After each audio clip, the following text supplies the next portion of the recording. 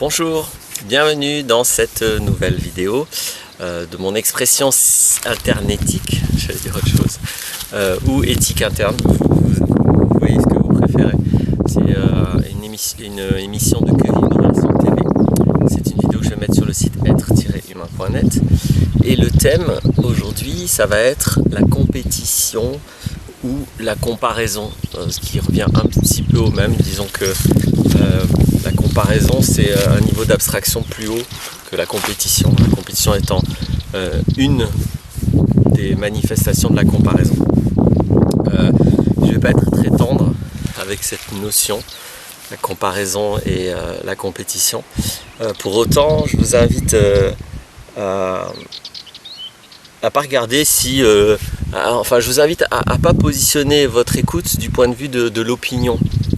Essayez juste de regarder si oui ou non les processus psychologiques que je vais évoquer sont présents. Voilà, donc ça vous pouvez regarder vous-même, à l'intérieur de vous-même. Ça va être très simple. Et mon optique, elle va être là, de mettre de la conscience sur soi par rapport à cette expérience-là.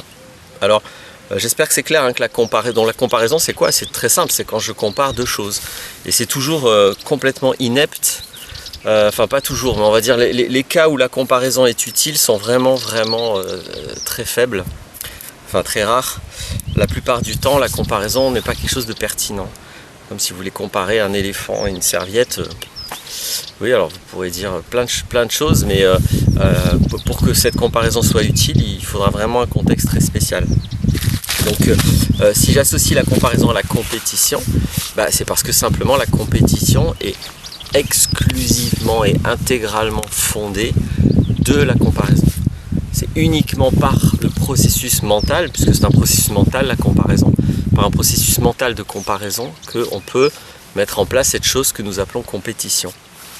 Qu'elle soit scolaire, qu'elle soit sportive, qu'elle soit professionnelle, qu'elle soit politique. Dans tous les cas, la compétition procède de ce processus exclusivement mental qu'est la comparaison. Je dis bien, déjà c'est un processus exclusivement mental. La comparaison n'est pas quelque chose qui existe dans le réel. Il n'y a pas de comparaison, il n'y a pas d'un coup une pierre qui se compare à une fleur, il n'y a pas un chien qui se compare à un arbre, ou même à un autre chien. Il peut y avoir deux chiens qui se battent, il peut y avoir des chiens qui se rencontrent, donc ça c'est des choses réelles, mais la comparaison c'est une idée qu'on va rajouter au réel. C'est une façon de voir le réel, c'est une inférence, allez voir la vidéo sur les inférences, c'est une façon de rajouter au réel quelque chose, une considération mentale. Donc ça c'est la première chose, la comparaison n'est pas quelque chose de réel. C'est un parti pris intégral, c'est un processus qui n'existe que dans la boîte crânienne d'un penseur. Bon, en soi ça c'est pas très grave, il y a plein d'autres processus comme ça. Ce qui est important de regarder avec la comparaison, c'est que en fait c'est un intérêt souvent inconscient, c'est un intérêt caché pour un critère. C'est-à-dire que quand je vais dire ah bah oui mais quand même il exagère, c'est intéressant de comparer par exemple un musicien avec un autre musicien par exemple, de comparer deux sportifs, il y en a un qui court plus vite que l'autre, etc. En fait ce qu'on fait là c'est que on choisit souvent inconsciemment un critère. Et c'est la seule chose qui est faite en fait dans la comparaison. Quand on dit un sportif est meilleur qu'un autre ou il court plus vite que l'autre, ça veut dire qu'on s'intéresse aux critères de vitesse, de rapidité. C'est tout ce que ça veut dire. Parce que si on compare par exemple avec le processus contraire, avec le critère contraire de lenteur, là c'est inversé. Du coup celui qui est meilleur dans le sens plus rapide, en fait il est moins bon dans le sens plus lent. Si on prend un critère d'esthétique, peut-être que c'est pas forcément le plus rapide qui va gagner. Si on prend un critère d'hygiène, d'être sain, évidemment que celui qui est dopé, il est meilleur que celui qui n'est pas dopé, mais au niveau rapidité, au niveau d'être sain dans son corps, le meilleur c'est celui qui n'est pas dopé, même s'il court moins vite. Donc on voit bien que ça ne veut rien dire comparer sans un critère. Et ce critère, c'est un choix, donc c'est une restriction intégrale de la réalité complexe qu'on a devant nous. quand on a deux éléments qu'on va comparer. Ces deux éléments sont très riches, sont très complexes, et on va simplifier à travers un seul critère. On va mettre un filtre gigantesque, et puis après on va comparer en ne regardant que ce critère, en disant ça c'est plus que ça qui est moins par rapport à ce critère. Et je le redis, quand ce critère est clair et quand il y a un intérêt à ça, j'en sais rien, si je dois si je dois changer la roue de ma voiture, c'est intéressant de comparer le diamètre de la roue que j'ai avec la nouvelle roue que je vais mettre pour mettre le même. Donc dans ce genre de processus, la comparaison du critère diamètre de la roue, puis peut-être pas seulement le diamètre, ça va être très utile. Donc ça c'est quelque chose d'intéressant comme comparaison. Mais voyez que là il n'y a pas de compétition, il y a juste le remplacement d'une roue. Sinon dans la plupart des cas où nous comparons, quand nous comparons aux autres aussi, les autres sont plus intelligents ou plus beaux, ou ils ont plus d'argent, ils sont plus riches, ou ils ont plus de ceci, plus de cela, ou ils font mieux ceci, cela, etc. Encore une fois, tout ceci est absolument inepte, n'a aucun sens. C'est que inconsciemment, je m'intéresse à un critère, et au lieu de me comporter de manière saine par rapport à l'intérêt que j'ai pour ce critère, j'ai bien le droit de m'intéresser à ce critère par contre, je vais me perdre dans le mental qui compare. Alors qu'est-ce que ça pourrait être de m'intéresser sainement à un critère? Simplement, si je m'intéresse au critère de vitesse, je vais apprendre à courir plus vite, si ça m'intéresse. Mais la comparaison ne va pas m'aider à ça. Donc je vais simplement, si ça m'intéresse de courir vite, je vais courir vite.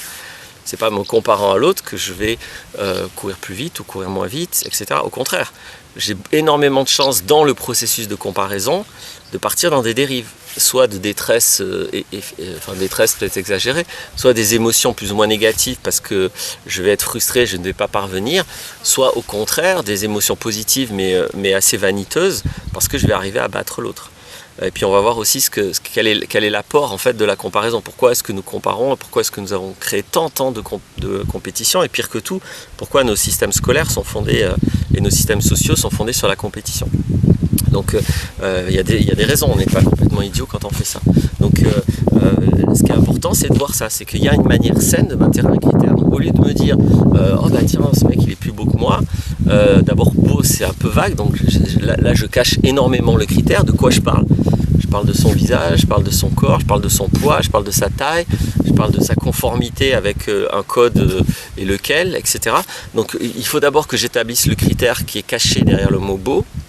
Et ensuite, si ça m'intéresse, je vois ce que je fais de ça. Ça veut juste dire que je m'intéresse à ce critère. Et j'espère que j'ai réussi à proposer l'alternative. Quand je m'intéresse à un critère, je vais prendre des décisions dans ma vie, je vais voir dans ma vie comment je peux faire en sorte que ce critère se développe pour moi. Je sais pas, je vous donne un exemple. Moi, une fois dans ma vie, j'ai vu un collègue de classe qui a amené sa guitare et qui chantait en classe. Et ça m'a plu ça, et au lieu de me comparer à lui, je suis rentré le soir et j'ai joué de la guitare. Donc le critère savoir jouer de la guitare, il était supérieur pour lui, mais ça je m'en fous. Ce qui était important, c'est que j'ai vu que ça m'intéressait ce critère, savoir jouer de la guitare. Et donc puisque ça m'intéressait, je suis rentré et j'ai appris à jouer de la guitare. Donc c'est beaucoup plus simple et beaucoup plus sain, beaucoup plus consciencieux aussi que la comparaison ou la compétition. C'est-à-dire simplement, j'ai conscience que je m'intéresse à quelque chose et donc je développe cet intérêt. Et ça ne doit pas aller plus loin. Je le redis, pour moi, ça c'est ce qui est sain, ça c'est ce qui est constructif, créatif. Par contre, entrer dans la voie perdue de la comparaison, ça va créer beaucoup de destruction, beaucoup de comportements mesquins et de vécu intérieur, soit vaniteux, soit vaniteux dans tous les cas, c'est-à-dire vaniteux en mode positif ou en mode négatif. Parce que la vanité, c'est juste d'accorder en vain une valeur à quelque chose qui n'en a pas. Donc le résultat de la vanité, il peut soit être heureux quand on y arrive, soit malheureux quand on n'y arrive pas. Mais dans les deux cas, c'est de la vanité. Et qu'est-ce qui peut être intéressant maintenant? Pas intéressant. Qu'est-ce qui fait que du coup nous avons trouvé tant d'intérêt, nous, dans notre culture, à la compétition? Donc ça, je voulais l'évoquer aussi dans cette vidéo. Parce que qu'est-ce qui est en œuvre là-dedans? Simplement, c'est que, donc encore une fois, c'est une illusion totale, c'est un transfert de quelque chose dans un espace qui est purement abstrait, qui est purement mental, qui n'a pas vraiment de réalité. Mais du coup, ça crée, comme c'est un univers abstrait, ça crée quelque chose de très facile. Et quelque chose de très facile, c'est-à-dire la compétition va créer un espace où on va pouvoir émotionnellement vivre, qu'on gagne ou qu'on perd, mais le but c'est de vivre que l'on gagne, et de vivre une valorisation. Alors c'est une fausse valorisation, mais émotionnellement par contre c'est très réel. C'est-à-dire que si vraiment j'accorde beaucoup d'importance à gagner, quand j'ai gagné, je suis très heureux, très joyeux en tout cas. Enfin non, c'est pas les bons termes pour moi. Je suis très satisfait. Voilà, je suis très comblé par un manque que j'avais créé moi-même en voulant quelque chose que je n'avais pas encore. Et donc c'est après ça qu'on court. Quand on veut soit directement faire de la compétition, soit quand on est supporter d'équipes qui font de la compétition, le processus est le même. C'est-à-dire voilà des personnes qui ne gagnent concrètement rien, qui ne gagnent rien du point de vue du développement de l'être ou de la conscience, mais qui vivent par contre des émotions qui peuvent être super positives. Et voilà. Et donc c'est un divertissement. C'est une manière de se détourner, et au lieu d'avancer dans la vie sur des choses, je vais dire consciencieuses, mais vous voyez, des choses réelles, des choses expérientielles, on va créer un espace facile où je vais gagner. Je sais pas, je donne un exemple tout bête, hein, mais une compétition de foot par exemple, donc on crée un critère, c'est le nombre de ballons qu'on rentre dans une cage, et voilà la focalisation sur l'expérience globale qui se passe. Et voilà, si mon équipe, ou si moi dans mon équipe je rentre plus de ballons dans la cage que l'autre, je vais vivre des émotions positives. Il s'est rien passé, je veux dire, c'est des adultes qui jouent à la baballe, on n'a rien avancé, on n'a rien gagné, pourtant ça développe des... Enfin si, il y a beaucoup d'argent qui est en jeu là-dedans, etc. C'est uniquement un processus mental. La réalité du gain, la réalité de l'expérience, c'est du ballon dans une cage. Donc là, je peux mettre une cage, je peux jeter un ballon dedans. Vous voyez, c'est rare que ce soit une activité qu'on fait qui a le moindre intérêt. Mais à partir du moment où vous mettez un enjeu de compétition là-dedans, par magie, donc par abstraction, par illusion égotique, ça devient comme si c'était intéressant, comme si on pouvait y vivre des choses intéressantes. Et toutes les compétitions sont comme ça. C'est-à-dire que, évidemment que, alors on dit qu'une équipe a gagné parce que le critère, on le prend le nombre de ballons dans une cage. Encore une fois, si on changeait le critère, ça changerait complètement l'enjeu, le résultat, etc. Il y avait d'ailleurs le docteur Jacquard, généticien, qui avait proposé une règle simple pour changer tout ça. C'est quand un joueur d'une équipe de foot marque un but, il change d'équipe et il passe à l'autre équipe. Donc ça pourrait être rigolo, parce que voilà par exemple une règle qui va tout changer. Si on garde en tout cas le critère de rentrer des ballons, donc qui aura gagné au final, ce serait un peu compliqué de dire, parce que ceux qui marquent des buts ils font dans l'autre équipe.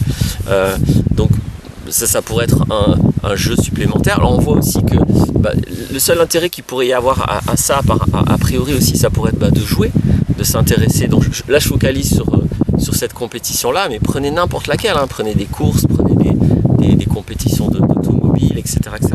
Donc vous voyez bien que là, à la limite, ça pourrait être du jeu, ça peut être intéressant de jouer, mais regardez vraiment comment ça se passe un match de foot. Au final, la compétition tue intégralement la notion de jeu, ou la notion créative, ou la notion esthétique. Ça devient une mafia, clairement, avec des comportements totalement malhonnêtes, totalement manipulateurs. Les gens sont contents parce qu'ils ont plus réussi que les autres finalement à manipuler les arbitres, etc. J'exagère un peu, j'imagine que tous les joueurs de foot ne sont pas forcément manipulateurs, mais tous participent à un système qui lui par contre est bien mafieux, et bien financier, et bien financier avant tout. Voilà, Bernard Tapie qui possédait un club de foot avait dit un jour, de toute façon mon club doit gagner puisque c'est lui qui reçoit le plus de fric. Et il avait raison, il était très pragmatique, et c'est comme ça que ça marche. Donc le gain que nous vivons à travers les compétitions que nous mettons en place, c'est important de le voir, parce que lui il est réel, mais ce gain il est en fait purement émotionnel. Et au lieu donc de regarder mes émotions, de regarder où j'en suis, de regarder à quoi elles me servent, et au lieu de me développer personnellement, j'aime pas trop la notion, et au lieu d'apprendre qu'est-ce que je peux libérer, en écoutant mes émotions, qui sont toujours des signaux de ce qui est coincé en moi et de ce que je peux libérer, et ben non, je vais en fait créer des systèmes virtuels où je vais courir après les émotions positives et je vais essayer de fuir au maximum les émotions négatives que je vais vivre quand même, parce que de toute façon quand il y a une compétition, il y a toujours des gagnants et des perdants. Même les élections, donc ce qui est supposé être quelque chose de très sérieux, deviennent des compétitions. Et là pareil, le résultat, c'est hallucinant quand vous écoutez les commentateurs des élections, c'est toujours très stratégique, là encore on a perdu tout le sens. Normalement une élection c'est quelque chose de très important, de très mature. On doit sélectionner des gens compétents pour faire des choses honnêtes et transparentes. Et on est complètement à l'opposé de tout ça. Donc simplement, voyez que c'est la perversion mécanique de la compétition. La compétition va forcément entraîner ça, puisque le véritable enjeu d'une compétition n'est pas vraiment de gagner la compétition. Le véritable enjeu, il est de vivre ses émotions. Donc c'est un peu comme un chien qui a faim, qui veut son os. Et c'est pas un os qu'on veut quand on participe à un système compétitif, c'est l'émotion qui va avec. Et je veux l'émotion positive et je veux pas l'émotion négative. Donc je peux être prêt à tout pour mon émotion positive, parce que j'ai toute justification. Mentalement, je me dis que c'est juste la compétition, que c'est pour gagner, donc c'est totalement justifié. Et alors que la vraie motivation là-dedans, elle est, mais c'est la plus basse motivation humaine possible. C'est de l'ego pur et primaire. Et donc, encore une fois, je ne cherche pas à juger ça. J'utilise des termes qui peuvent avoir l'air négatifs, mais regardez, c'est les faits. C'est comme ça que ça fonctionne. Ne me croyez pas, regardez si oui ou non, c'est ce qui est en jeu. Et quand je dis primaire, c'est pas pour dire c'est pas bien, c'est nul, c'est idiot, c'est là. Non, ça veut dire que c'est vraiment très basique.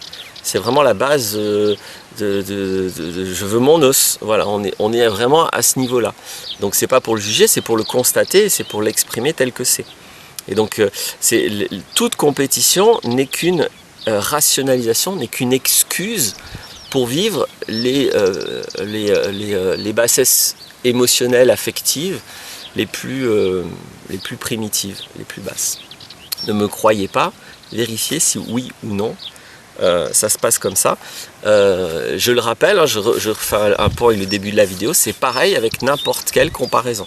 Puisque la compétition n'est qu'un sous-ensemble de toutes les comparaisons que l'on peut vivre. Donc soyez très vigilants dès qu'il s'agit de comparaison et de compétition. Parce que je pense que c'est une des plus grandes toxicités que nous avons dans notre système de pensée. C'est vraiment un outil conceptuel très toxique que la compétition et la comparaison. Voilà ce que j'avais envie d'exprimer sur le sujet. C'est pas la vérité, c'est juste mon témoignage. C'est une invitation à ce que vous regardiez les choses comme elles sont. Et puis on se verra plus tard pour un autre sujet, une autre vidéo. Merci d'avoir écouté jusque là. Au revoir.